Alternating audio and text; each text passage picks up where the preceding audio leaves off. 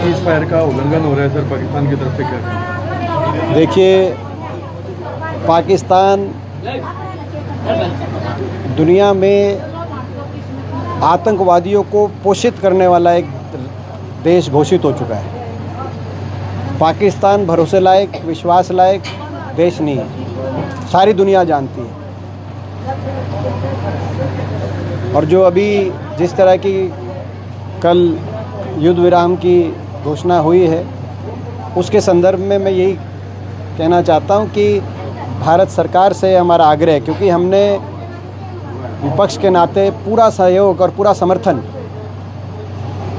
अपने देश की फ़ौज के साथ और अपने देश की सरकार को भी देने का कार्य किया। लेकिन क्योंकि अब कल युद्ध विराम का घोषणा की गई, अब समय आया है कि भारत सरकार तुरंत संसद का विशेष सत्र बुलाए,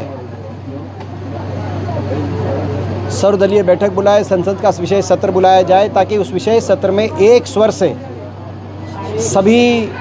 देशवासी हमारी सेना और फौज के पराक्रम और शौर्य का आभार व्यक्त कर सकें। जिस तरह की कार्रवाई सेना ने करी है उसका आभार व्यक्त कर सकें। पूरी दुनिया में हम संयुक्त एक संदेश एक स्वर से देशवासियों का जाए, और उस संसद के सत्र में सरकार भी पहलगाम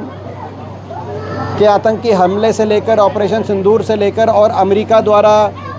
युद्ध विराम की घोषणा तक सारे पहलुओं पर सरकार सारे पहलुओं को देश के बिंदुवार देश के सामने रखे, और इस बात पर चर्चा हो कि आतंकियों को और आतंकवाद को ख़त्म करने के लिए, बिल्कुल जड़ से पूर्णतः समाप्त करने के लिए क्या कदम उठाए गए हैं और आगे क्या उठाए जा सकते हैं। तो इन बातों को लेकर विशेष सत्र बुलाया जाए संसद का, ऐसा मैं मानता हूं कि देश हित में होगा।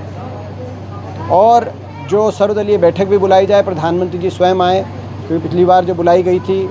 उसमें, तो अब की बार जो बुलाई जाए उसमें प्रधानमंत्री जी भी रहें। देश के जो लोग हैं